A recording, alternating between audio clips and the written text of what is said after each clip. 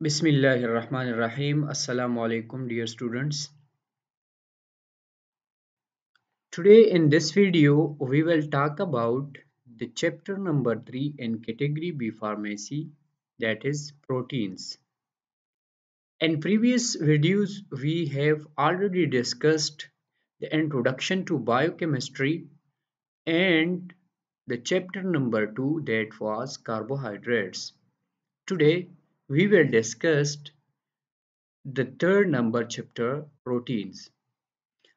In this chapter, we will discuss all about proteins, introduction to proteins, the structures of proteins, amino acids, and the functions of proteins that perform in body.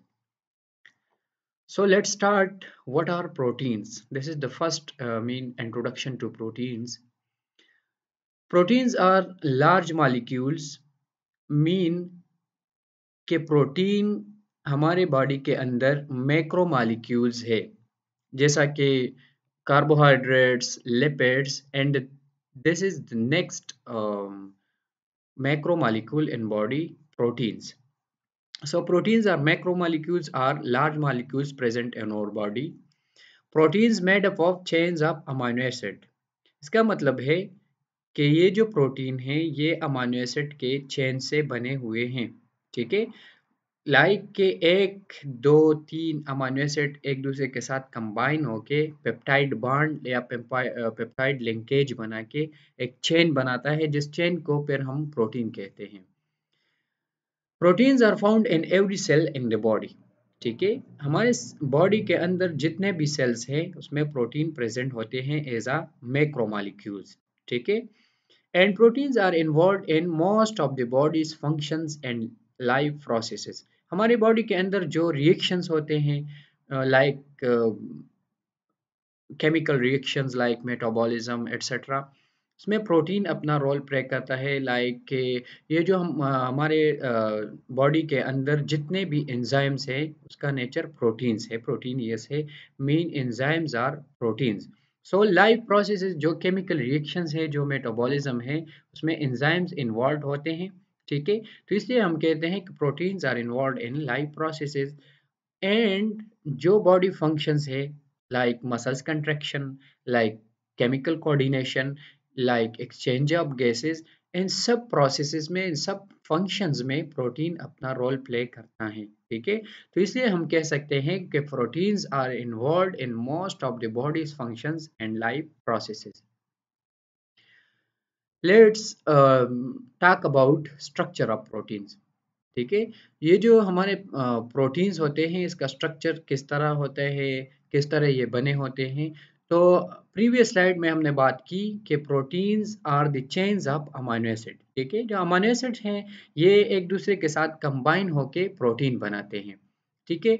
अब most of the students को ये confusion होती है कि जो peptide और protein से इन दोनों में एक्चुअल डिफरेंस क्या है। What is the actual difference between peptides and proteins?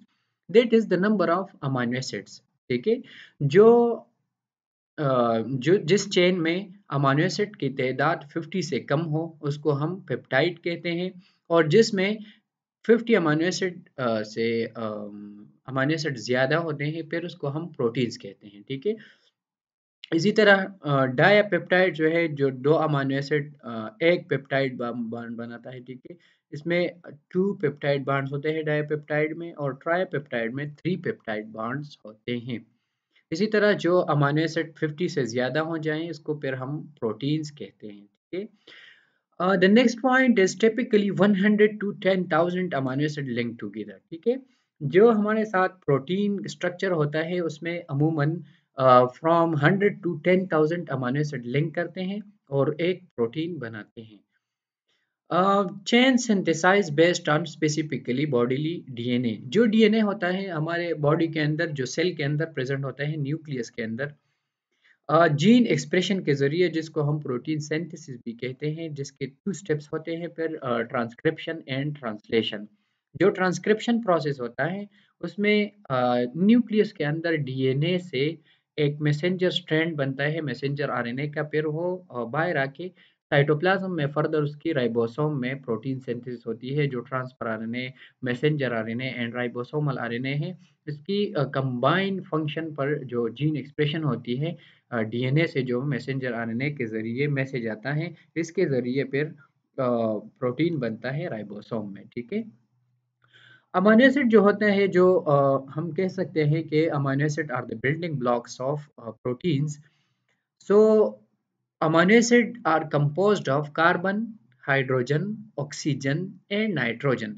उमूमन जो हमारे साथ अमीनो एसिड का स्ट्रक्चर होता है, उसमें एक अल्फा कार्बन होता है, फिर हाइड्रोजन एक तरफ, 4 ग्रुप्स होते हैं, hydrogen carboxylic group and amine group and one is alkyl group, ठीक है। तो हम कहते हैं कि जो मेन कंपोनेंट्स होते हैं, जो अमीनो एसिड कंपोज्ड होता है, उसमें chiefly carbon, hydrogen, oxygen and nitrogen होते हैं।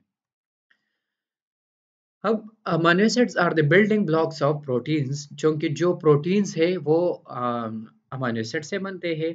तो हम अमीनो एसिड, अगर हम अमीनो एसिड के बारे में स्टडी करें, अमीनो एसिड को पहचाने, उसको जो है स्टडी करें, तो हमें पता चल जाएगा कि जो प्रोटीन्स है किस तरह अमीनो एसिड से बनते हैं, ठीक है।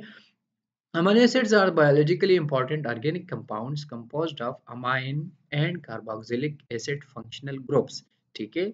जो हमारे साथ अमीनो एसिड हैं, उसमें टू वेरी इंपॉर्टेंट ग्रुप्स होते हैं, carboxylic acid group and amine, ठीक है। इसलिए इसको कहते हैं amino acid, amino acids. Amino is come from amine group and acid is from come from carboxylic acid. इसकी acidic nature होती है due to carboxylic acid group.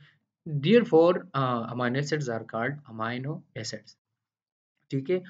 जो की एलिमेंट्स है अमीनो एसिड में, उसमें carbon, hydrogen, oxygen and nitrogen जो है, ये चीफली एलिमेंट्स या की एलिमेंट्स ऑफ अमीनो एसिड कह सकते हैं हम। About 500 amino acids are known, can be classified in many ways. हम जो डिस्कवरीज हुए हैं, जो डिस्कवर हुए हैं, उसमें 500 अमीनो एसिड तक के जो नॉन हैं, उसमें ओनली जो हमारे बॉडी प्रोटीन्स होते हैं, ये सिर्फ 20 अमीनो एसिड से बनते हैं। जो 20 अमीनो एसिड हैं, वो मुख्तलिफ तरीक़ों से एक दूसरे के साथ कंबाइन होकर प्रोटीन्स बनाते हैं, ठीक है। Structure of amino acid, previous slides में जैसे हमने ऑलरेडी बात की कि जो अमीनो एसिड्स हैं, इसमें एक अल्फा कार्बन होता है और 4 ग्रुप्स जो है इसके साथ अटैच होते हैं, जो इनके कार्बन 4 बॉन्ड ही बना सकता है, तो इसलिए इसके साथ 4 ग्रुप्स अटैच होते हैं मुख्तलिफ। एक और बहुत अहम बात यह है कि जो अमीनो एसिड से मुख्तलिफ अमीनो एसिड है, सबकी जो जनरल फार्मूला है, जनरल स्ट्रक्चर है, ये बिल्कुल सेम होता है। इसमें डिफरेंस सिर्फ आता है आर ग्रुप पे। आर टेल जो इस यहाँ प्रेजेंट होता है, ये हर अमीनो एसिड में मुख्तलिफ होता है, इसलिए अमीनो एसिड एक दूसरे से वेरी करते हैं, ठीक है। तो amino acid is composed of alpha central carbon and 4 groups are attached to alpha carbon, that one is hydrogen, the second one is carboxylic acid group, and the third one is amine group, and the fourth one is alkyl group, ठीक है। Amino acid structure इसमें जो बहुत important point ये है कि जो हमारे साथ अमीनो एसिड होता है, सब अमीनो एसिड जो 20 अमीनो एसिड नॉन है, उसमें सबकी जनरल स्ट्रक्चर या जनरल फार्मूला, स्ट्रक्चर फार्मूला जो है, ये बिल्कुल सेम होता है। सब अमीनो एसिड में जो डिफरेंस आता है, ये सिर्फ अल्काइल ग्रुप की वजह से होता है, ठीक है।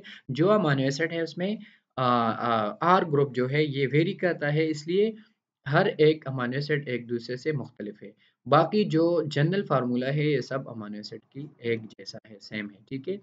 अब पेप्टाइड बॉन्ड्स, जो लिंकेज है अमीनो एसिड के दरमियान, जो अमीनो एसिड के दरमियान जो जैसा कि ग्लूकोज के दरमियान जो बॉन्ड होता है, ग्लाइकोसिडिक बॉन्ड, ग्लाइकोसिडिक लिंकेज, इसी तरह अमीनो एसिड के दरमियान में जो बॉन्डिंग होती है, वो उसको हम कहते हैं पेप्टाइड बॉन्ड्स और पेप्टाइड लिंकेज, ठीक है।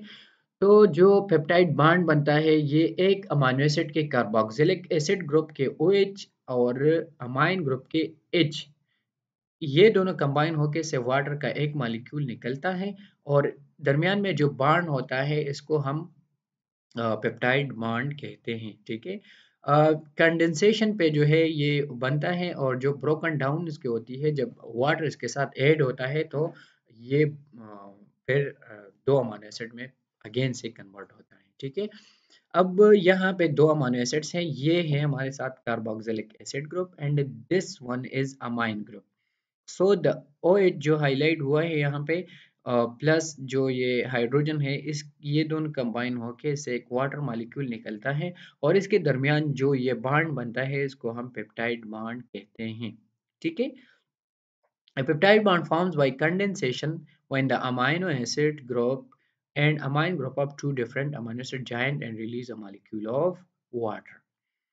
अब अगर हम हाइड्रोलाइसिस की बात करें या हाइड्रोलिसिस की बात करें, अगर हम वाटर ऐड करें यहाँ इस प्रोडक्ट में, ठीक है, इस दो अमीनो एसिड जो पेप्टाइड बना हुआ है यहाँ पे, इसमें हम अगर वाटर ऐड करें तो ये जो कार्बोक्सिलिक एसिड ग्रुप है ये ओ एच ग्रुप ले लेगा वाटर से और जो हाइड्रोजन है ये अमाइन ग्रुप के साथ रिएक्ट करके दो अमाइनो एसिड फिर से बनाएगा। ये जो पहले से हमारे साथ प्रोडक्ट या पेप्टाइड जो डाइपेप्टाइड बना हुआ है यहाँ पे, ये दोबारा टूट के broken down into two amino acid. ठीक है, तो इसको हम हाइड्रोलिसिस कहते हैं और जिस लिंकेज के जरिए दोनों आपस में मिलते हैं इसको हम कंडेंसेशन रिएक्शन कहते हैं। यहाँ पे हम देख सकते हैं यहाँ पे जो टू अमीनो एसिड्स हैं, to amino acids removal of water, one water molecule यहाँ से रिमूव हुआ है। ठीक है, अमाइन से हाइड्रोजन आके और कार्बोक्सिलिक से OH, इसको वाटर का एक मॉलिक्यूल बनता है, इससे यहाँ से निकलता है और जो दरमियान में ये बॉन्ड बनता है इसको हम पेप्टाइड बॉन्ड कहते हैं। अब टाइप्स ऑफ अमीनो एसिड, जो अमीनो एसिड की टाइप्स होती है, थ्री टाइप्स के अमीनो एसिड हैं हमारे बॉडी के अंदर, essential amino acids, non essential amino acid and conditionally essential amino acids. Essential amino acid, an essential amino acid is an amino acid that cannot be synthesized by the organism being considered and therefore must be supplied in its diet. ठीक है, essential amino acid वो amino acid होते हैं जो हमारे body के अंदर नहीं बनते। ठीक है, और इसकी ज़रूरत होती है ताकि वो हम डाइट में ले लें, जो हम खुराक खाते हैं उसमें हम अमाइनो एसिड ले लें, इसकी ज़रूरत होती है, तो उसको हम एसेंशियल अमाइनो एसिड कहते हैं। ठीक है, एसेंशियल अमाइनो एसिड को एसेंशियल अमाइनो एसिड इसलिए नहीं कहते कि ये बहुत इंपॉर्टेंट है। ठीक है, बल्कि एसेंशियल अमीनो एसिड इसको इसलिए कहते हैं कि इसकी ज़रूरत होती है बॉडी के अंदर और ये बॉडी के अंदर पैदा नहीं होते, खुद नहीं बनते, और हम जो डाइट खाते हैं, जो हम न्यूट्रिशन लेते हैं, जो हम फूड लेते हैं, उसमें इन अमीनो एसिड की ज़रूरत होती है, इसलिए इसको एसेंशियल अमीनो एसिड कहते हैं। ठीक है, जो नॉन एसेंशियल अमीनो एसिड हैं, तो इसका ये मतलब नहीं है कि ये इम्पोर्टेंट नहीं है, बल्कि नॉन एसेंशियल अमीनो एसिड का मतलब ये होता है कि ये बॉडी के अंदर खुद ब खुद बनता है या बॉडी के अंदर मुख्तलिफ प्रोसेसेस के ज़रिए, और जो हम डाइट लेते हैं उसमें इस नॉन एसेंशियल अमीनो एसिड की लेने की ज़रूरत नहीं होती है, क्योंकि बॉडी के अंदर ऑलरेडी ये बनते हैं। ठीक है, अब तीसरा number conditionally essential amino acids हैं। तो कंडीशनली एसेंशियल अमीनो एसिड वो होते हैं जो किसी इलनेस मीन्स किसी बीमारी या किसी एबनॉर्मेलिटी इन द बॉडी, इसकी वजह से बॉडी के अंदर सिंथेसाइज नहीं होते हैं और उसका हमको ज़रूरत होती है कि वो हम मेडिसिन या ड्रग के फॉर्म में ले लें। एग्जाम्पल यहाँ पे जो प्री मेच्योर इन्फेंट्स, जो बच्चे पैदा होते हैं, उसमें आर्जिनिन जो अमाइनो एसिड है उसकी कमी होती है, वो नॉट सफिशिएंट होता है, तो इसलिए उसको हम बाहर से देना पड़ता है। तो जो किसी बीमारी की वजह से हमारे बॉडी के अंदर किसी अमाइनो एसिड की इनसफिशिएंसी आती है, इसको हम कहते हैं कंडीशनली एसेंशियल अमाइनो एसिड। यहाँ पे एसेंशियल अमीनो एसिड हमारे साथ histidine, isoleucine, leucine, methionine, phenylalanine, threonine, tryptophan, valine, lysine. ठीक है, जो conditionally non essential amino acid है उसको arginine, asparagine, glutamine, glycine, proline, serine, tyrosine. ठीक है, और जो नॉन एसेंशियल अमीनो एसिड है वो है alanine, aspartate, cysteine and glutamate. ठीक है, दीज आर 20 अमाइनो एसिड, ठीक है, एंड 3 क्लासेस में क्लासीफाई हुए हैं। स्ट्रक्चर्स ऑफ अमाइनो एसिड्स या protein structures of proteins. Proteins हमारे बॉडी के अंदर 4 फॉर्म्स में बेसिकली प्रेजेंट होते हैं। एक primary structure and secondary structure, the third one is tertiary structure and the fourth one is quaternary structure. Structure के जरिए इसकी जो क्लासिफिकेशन प्रोटीन की हुई है वो उसके साथ हमारे primary proteins, secondary proteins, tertiary proteins and quaternary proteins, ठीक है। प्राइमरी स्ट्रक्चर में जो हमारे साथ प्रोटीन है ये बिल्कुल सिंपल एक चेन की शक्ल में होता है, ठीक है। जो प्राइमरी स्ट्रक्चर होते हैं सिंपली लीनियर सीक्वेंस में अमीनो एसिड की जो पॉलीपेप्टाइड चेन होती है उसको हम प्राइमरी स्ट्रक्चर कहते हैं, जिसकी कोई फोल्डिंग वगैरह नहीं होती है, ठीक है। इसकी जो हम बेस्ट एग्जांपल है जो पहली दफ़ा डिस्कवर हुआ था insulin. Insulin has two polypeptide chains A and B, alpha and beta 2 chains होते हैं इंसुलिन में, ठीक है। और ये जो लीनियर सीक्वेंस में होते हैं इसलिए इसको प्राइमरी स्ट्रक्चर कहते हैं। डायग्राम में आप देख सकते हैं यहाँ पे एक ये चेन है और एक ये एक दूसरे के साथ जो है बांड हुए हैं।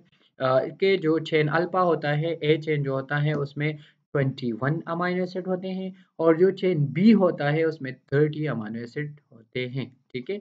और जो इसके दरमियान चेन होता है डाइसल्फाइड के जरिए, मीन 2 सल्फाइड बॉन्ड्स पे ये दोनों चेन एक दूसरे के साथ मिले हुए होते हैं, ठीक है।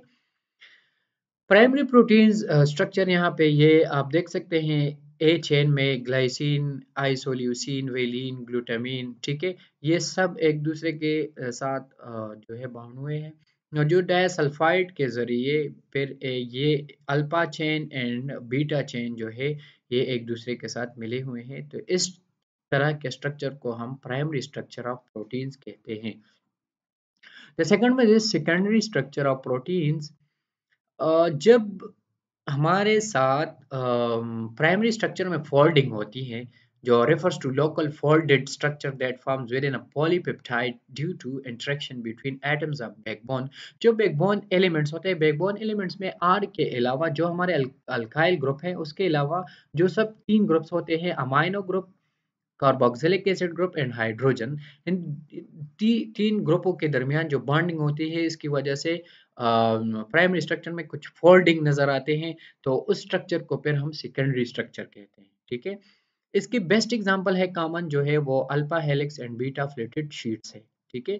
Both structures are held in shape by hydrogen bonds which forms between the carbonyl oxygen of one amino acid and amine H of another amino acid, ठीक है। ये सेकेंडरी स्ट्रक्चर है, ठीक है। ये अल्फा हेलिकल स्ट्रक्चर है, ये amine का जो हाइड्रोजन है और जो कार्बोक्सिलिक का ये ऑक्सीजन है, इन दोनों के दरमियान हाइड्रोजन बॉन्डिंग होती है, इसकी वजह से ये फोल्डिंग आती है इसमें, तो इसको हम कहते हैं सेकेंडरी स्ट्रक्चर ऑफ प्रोटीन्स। ये बीटा प्लेटेड शीट आप देख सकते हैं यहाँ पे जो हाइड्रोजन और ऑक्सीजन, कार्बोक्सिलिक एसिड और अमाइन ग्रुप के हाइड्रोजन और ऑक्सीजन के दरमियान हाइड्रोजन बॉन्डिंग होती है और इसके ज़रिए जो इसमें फोल्डिंग आती है इसको हम फिर सेकेंडरी स्ट्रक्चर ऑफ प्रोटीन्स कहते हैं। The third one is tertiary structure of proteins, ठीक है। ये 3 डायमेंशनल स्ट्रक्चर जब बनाते हैं, ये सेकेंडरी स्ट्रक्चर जो फोल्ड होती है फिर 3 डायमेंशनल स्ट्रक्चर बनाते हैं जो इसमें आर ग्रुप भी इन्वॉल्व होता है, ठीक है। यहाँ पे सेकेंडरी में आर ग्रुप इन्वॉल्व नहीं है बॉन्डिंग में, ठीक है, आप देख सकते हैं यहाँ पे। और जो हमारे टर्शियरी प्रोटीन होते हैं उसमें आर ग्रुप भी इन्वॉल्व होता है इन बॉन्डिंग, ठीक है। This type of structure means the overall shape of polypeptide, ठीक है। Is just like a football, जिस तरह फुटबॉल का स्ट्रक्चर होता है इसी तरह टर्शरी प्रोटीन जो है इसका भी स्ट्रक्चर स्पेयर होता है, ठीक है। This mean that its molecule is folded and refolded, ठीक है। जो सेकेंडरी स्ट्रक्चर हमने बात की कि उसमें फोल्डिंग होती है, तो इसमें फोल्डेड एंड रीफोल्डेड स्ट्रक्चर होता है 3 डायमेंशनल, ठीक है। इसको हम फिर टर्शरी स्ट्रक्चर ऑफ प्रोटीन कहते हैं, ठीक है। ये जो रिजिड मॉलिक्यूल्स टर्शियरी स्ट्रक्चर में जो मॉलिक्यूल्स बनते हैं प्रोटीन का वो बिल्कुल रिजिड होते हैं, ठीक है। और इसको हम ग्लोबुलर प्रोटीन्स भी कह सकते हैं, ठीक है। Factor that maintain the tertiary structure of polypeptide, जो फैक्टर्स होते हैं जिसकी वजह से टर्शियरी स्ट्रक्चर मेंटेन होता है, जो उसको स्टेबिलिटी देता है, उसमें सल्फाइड ग्रुप्स भी इन्वॉल्व होता है। Hydrogen bonding, disulphide covalent linkage जो कि आप प्राइमरी स्ट्रक्चर में भी प्रेजेंट था। फिर हाइड्रोजन बॉन्ड जो है सेकेंडरी स्ट्रक्चर में भी प्रेजेंट था। अब यहाँ पे हाइड्रोजन बॉन्डिंग में सिर्फ जो हमारे साथ हाइड्रोजन और ऑक्सीजन है वो इन्वॉल्व थे।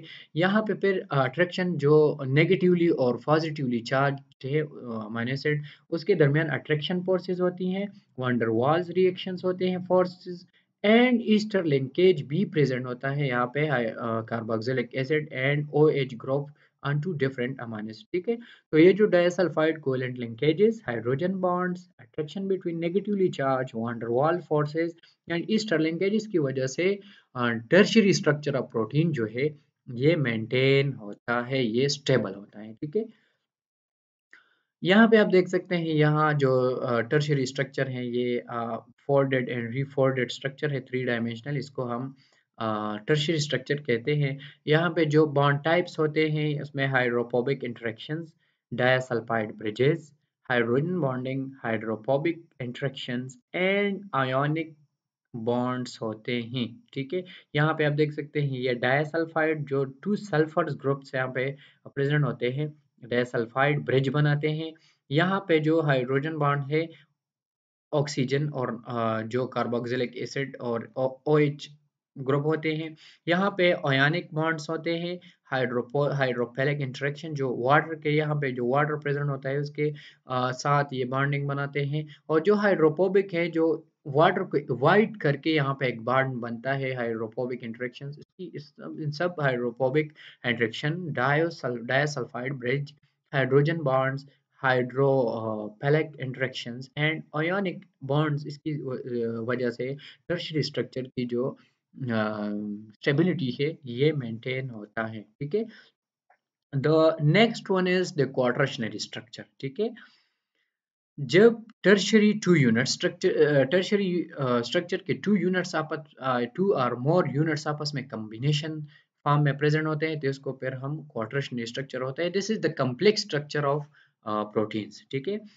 Quaternary structure is stabilized by the same interaction found in tertiary structure, जो हाइड्रोजन बॉन्डिंग होती है, डायसल्फाइड ब्रिजेस होती है, जो हाइड्रोफोबिक इंटरेक्शन होता है, जो हाइड्रोफिलिक इंटरेक्शन होता है, जो आयनिक बॉन्ड्स होते हैं, ठीक है। इन सब की जो जिस तरह टर्शियरी स्ट्रक्चर में मेंटेन करते हैं स्टेबिलिटी को, इसी तरह क्वाटरनरी स्ट्रक्चर में भी ये बॉन्ड्स जो है ये स्टेबिलिटी देते हैं क्वाटरनरी स्ट्रक्चर को, ठीक है। इसका बेस्ट एग्जांपल है हेमोग्लोबिन, जो कि हमारे ब्लड में प्रेजेंट होता है, जो ऑक्सीजन कैरी करता है, ठीक है, from blood to tissues. That one is the example of the best example of quaternary structure of proteins, ठीक है। यहाँ पे समराइज्ड हुआ है ये levels of and protein structure levels जो है, प्राइमरी में sequence of amino acid, secondary the coiled alpha helix and beta flated sheets are triple helix formed by hydrogen bonding between peptide bonds along the chain, ठीक है। और जो tertiary है ये folding of the proteins into a compact three-dimensional shape stabilized by interaction between side R groups of amino acids. And quaternary is the combination of two or more protein subunits to form a larger biologically active proteins, ठीक है। यहाँ पे structural summary है protein structure की। ये primary structure है जो एक सीक्वेंस में प्रेजेंट होता है, ठीक है। अब इसकी जो फोल्डिंग होती है तो इससे बनता है सेकेंडरी स्ट्रक्चर, ठीक है। इसके जो बैकबोन एलिमेंट्स होते हैं इसके दरमियान इंटरेक्शन होता है, हाइड्रोजन बॉन्डिंग होता है, इसकी वजह से ये फोल्डिंग की फॉर्म में प्रेजेंट होते हैं, इसको हम सेकेंडरी स्ट्रक्चर कहते हैं। फिर ये सेकेंडरी स्ट्रक्चर अगर फोल्डेड 3 डायमेंशनल शेप बनाए तो इसको हम टर्शरी स्ट्रक्चर कहते हैं। और जो यूनिट्स हो फिर कम्बिनेशन में होते हैं, जो हेमोग्लोबिन या जो टर्शरी स्ट्रक्चर्स है, जो यूनिट्स कम्बिनेशन में फिर एक स्ट्रक्चर बनाते हैं, इसको हम क्वाटरनरी स्ट्रक्चर कहते हैं, ठीक है। ये भी एक समरी है स्ट्रक्चर्स की। ये primary structures, sequence of chain of amino acids, and secondary structures are the alpha helix and beta pleated sheets, ठीक है, जो हाइड्रोजन बॉन्डिंग के जरिए पेप्टाइड बैकबोन जो है के दरमियान बॉन्डिंग होती है और वो फोल्डेड फॉर्म में प्रेजेंट होते हैं, जिसको हम सेकेंडरी स्ट्रक्चर कहते हैं। ये सेकेंडरी स्ट्रक्चर जब रीफोल्डेड फॉर्म में प्रेजेंट 3 डायमेंशनल शेप बनाता है तो इसको हम टर्शरी प्रोटीन्स कहते हैं। और जो फिर टर्शरी प्रोटीन्स की जो यूनिट्स कंबाइंड होते हैं इसको हम फिर क्वाटरनरी स्ट्रक्चर कहते हैं। ठीक है, फंक्शंस ऑफ प्रोटीन्स के बारे में अगर बात हम करें तो proteins play a very important role in our body structurally and functionally. Protein have role in anatomically and physiologically. ठीक है, लेकिन जो अहम काम यहाँ पे ये सरअंजाम देते हैं बॉडी के अंदर, उसमें एक है digestive enzyme help facilitate chemical reaction. जो हमारे डाइजेस्टिव एंजाइम से उसमें केमिकल रिएक्शन फैसिलिटेट करता है जो प्रोटीन से एंजाइम्स। ठीक है, second function is the immune system, the antibodies which are proteins in nature। ठीक है, फिर जीन एक्सप्रेशन जो प्रोटीन सिंथेसिस है डीएनए के जरिए। ठीक है, डीएनए से मैसेंजर आरएनए बनता है ट्रांसक्रिप्शन के जरिए न्यूक्लियस के अंदर, और फिर साइटोप्लाज्म में राइबोसोम के जरिए उसकी फिर स्कैनिंग होती है और उससे प्रोटीन बनता है। ठीक है, तो इसको ये भी प्रोटीन की जो फंक्शन में आते हैं। ठीक है, फिर हमारे साथ जो गैसियस एक्सचेंज है, जो हीमोग्लोबिन है क्वाड्रेशनल स्ट्रक्चर जिसकी होती है, उसके साथ 4 ऑक्सीजन रिएक्ट करके टिश्यूज में जाते हैं, तो हम कह सकते हैं कि proteins are also involved in transport of oxygen to body tissues. ठीक है, जो हार्मोन्स है जो कोऑर्डिनेट बॉडी सिस्टम है, जो बॉडी कोऑर्डिनेशन से इसमें हेल्प करता है। हार्मोन्स मुख्तलिफ हार्मोन्स है जो मुख्तलिफ ग्लैंड्स से बनते हैं, बॉडी के अंदर बहुत से फंक्शंस सरंजाम देते हैं, तो वो भी प्रोटीन इज इन नेचर। ठीक है, सपोर्ट टू द बॉडी। ठीक है, it gives support to the body proteins. And जो मसल्स की कंट्रैक्शन और रिलैक्सेशन है जिसमें एक्टिन और मायोसिन जो थिन और थिक प्रोटीन्स है, एक्टिन और मायोसिन, उसमें उसका रोल होता है। ठीक है, तो ये हमारे प्रोटीन्स जो अहम रोल्स है बॉडी के अंदर, ये सब हमने उसके बारे में बात की प्रोटीन्स के बारे में। ठीक है, इसमें अगर आप लोगों की कोई क्वेश्चन हो तो आप बिल्कुल पूछ सकते हैं। इसके बारे में क्वेश्चंस आप कमेंट्स में भी कर सकते हैं, और जो